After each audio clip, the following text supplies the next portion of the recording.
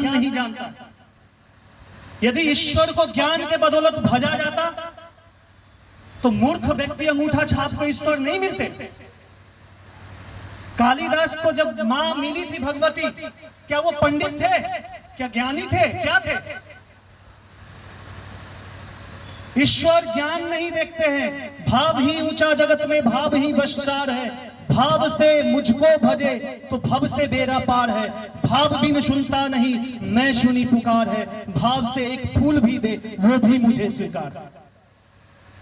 वो भावग्राही जनार्दन है, वो भाव देखते हैं। आपका पैसा, आपका घर, आपका मकान, आपका ज्ञान, आपका बंगला गाड़ी कुछ नहीं देखते हैं। वो आपके हृदय के अंदर का जो ठाकुर है, उस ठाकुर को कितना जीवंत और जागृत आप रखते हैं, उस ठाकुरत्व को देखते हैं। जब अंदर का ठाकुरत्व जगता है तो जिस जगह पे आप खड़े होते हैं उस जगह से काल, दोष, क्लेश सब भाग जाता है। श्री ठाकुर ऐसा विधान एक एक व्यक्ति को दिए हैं, जिस विधान को धर के, जिस विधान को पालन करके एक मनुष्य वास्तविक में मनुष्य के स्वरूप में रह के भी मनुष्य बन सकता है। नहीं तो हम लोग मनुष्य के शरीर में रह के, मनुष्य के खाल में रह के भेड़िया वाला दिमाग रखते हैं। एक व्हाट्सएप पे आप लोग देखते होइएगा कि बात आता है कि हम इसलिए अपने दुख से कम दुखी होते हैं और पड़ोसी का सुख देख के ज्यादा दुखी होते हैं। ये क्या है? ठाकुर जी का एक व्यक्ति जो दीक्षा ग्रहण करता है, तो दीक्षा ग्रहण करने के समय ही संकल्प लेता है अपने पड़ोसी के आपद विपद में हम उसको अर्थवाद से मदद करें और वास्तव कर्म करें। श्री ठाकुर व्यक्ति को समाज से हटके जंगल का सन्यासी बनाने नहीं आए, एक एक व्यक्ति को एक एक व्यक्ति का दर्दी बनाने आए हैं। एक एक व्यक्ति को एक एक व्यक्ति के लिए खड़ा करने के लिए आए। किसी को एक दूसरे से विच्युत करने नहीं आए, एक दूसरे के साथ करने आए हैं लोगों को। आज उस परम दयाल ईश्वर का असीम की कृपा इस गांव में है कि जिस ईश्वर की कल्पना करके हम आसमान में देखते हैं, जिस ईश्वर की कल्पना करके हम मंदिर मंदिर भटकते फिरते हैं, माथा टेकते फिरते हैं, वो ईश्वर स्वयं हार काठ मांस के शरीर में असीम से ससीम होकर, अमूर्त से मूर्त होकर, अव्यक्त से व्यक्त होकर इस धराधाम पे आ गए।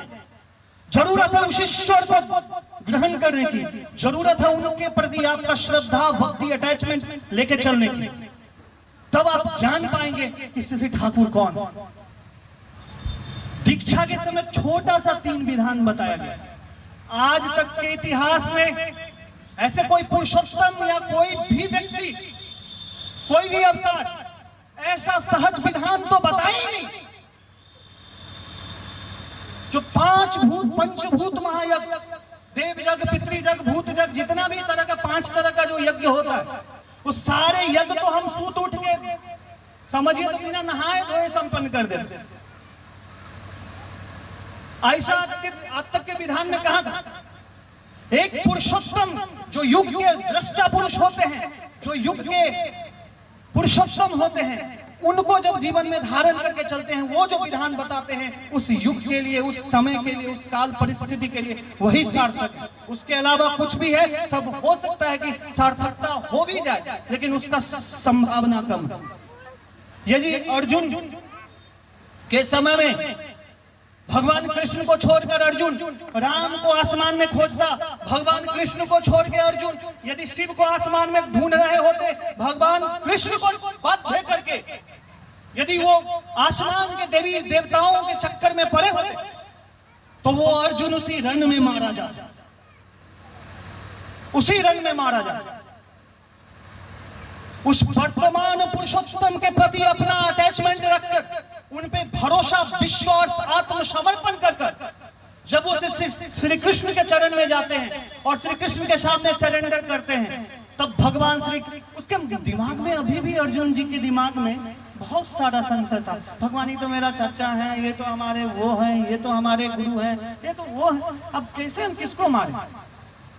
भगवान बोलते हैं कि सर्वधर्मान परित्यज्य माम एकम शरणं व्रज अहं त्वाम सर्व पापेभ्यो मोक्षयिष्यामि मा शुचः। ऐ अर्जुन, सारे धर्मों का त्याग करके तुम सोचते हो मेरे चाचा हैं, ये गुरु हैं, ये वो है, सब छोड़ो। क्या जब कृष्ण आए थे तो द्रोणाचार्य गुरु नहीं थे? कृपाचार्य के जैसे गुरु नहीं थे? सब तो गुरु सामने में खड़े थे। हम जो कहते हैं हम एक गुरु पकड़ लिए, हमको गुरु का जरूरत क्या है? तो क्या द्रोणाचार्य कृपाचार्य गुरु नहीं थे?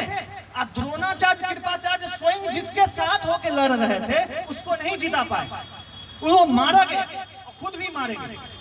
जो उस युग के पुरुषोत्तम है, उनको जो युग पुरुषोत्तम है, युग के जो सदगुरु, उनको जो धरता है, जैसे श्री कृष्ण को जो उस युग के पुरुषोत्तम को धरा अर्जुन, सारे गुरु एक तरफ क्यों ना हो जाए, एक वर्तमान पुरुषोत्तम के प्रति, प्रोफेट्स ऑफ द टाइम जो होते हैं, वर्तमान पुरुषोत्तम के प्रति वो समर्पण करके चले, तब जाके वो इतना विराट, इतना विशाल युद्ध को जीते।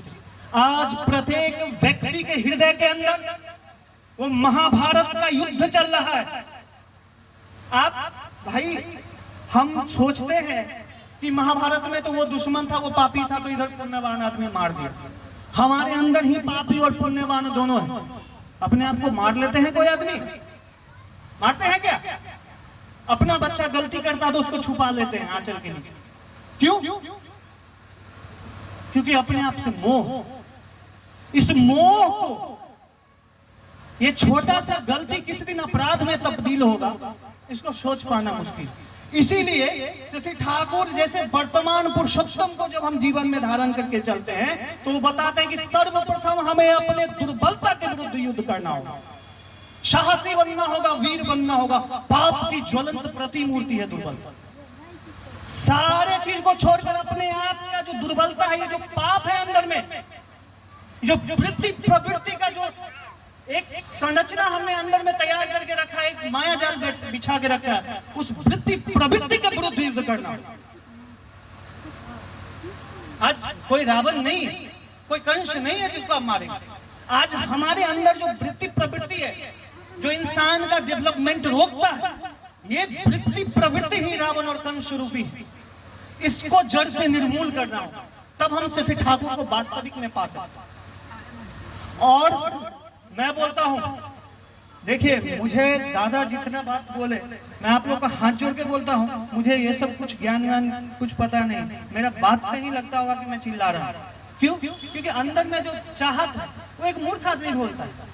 एक रोड पे कुत्ता के पूंछ पे गाड़ी चल जाता है, वो भी क्या क्या करके चिल्लाता है। ठीक उसी तरह से हम चिल्ला रहे हैं, कोई ज्ञानवान सिंपल सा बात बोलते हैं कि पूरे विश्व ब्रह्मांड के मानचित्र पर एक भी व्यक्ति, चाहे वो मोहम्मदन हो, चाहे वो क्रिश्चियन हो, चाहे बौद्धिज्म को फॉलो करता हो, क्रिश्चियनिटी को फॉलो करता हो, किसी को फॉलो करता हो, सिख हो, हिंदू ही हो, यदि वो दुख विपत्ति, उस विपाक परिस्थिति में ईश्वर की ओर, आसमान की ओर देखकर उस ईश्वर को पुकारता होगा,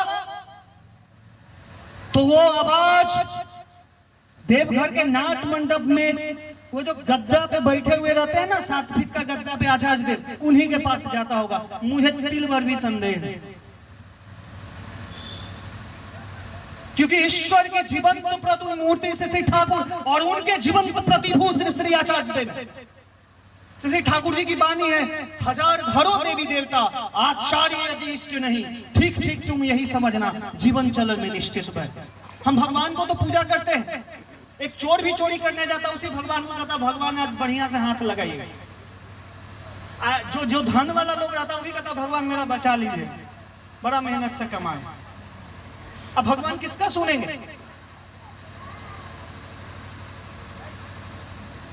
इसीलिए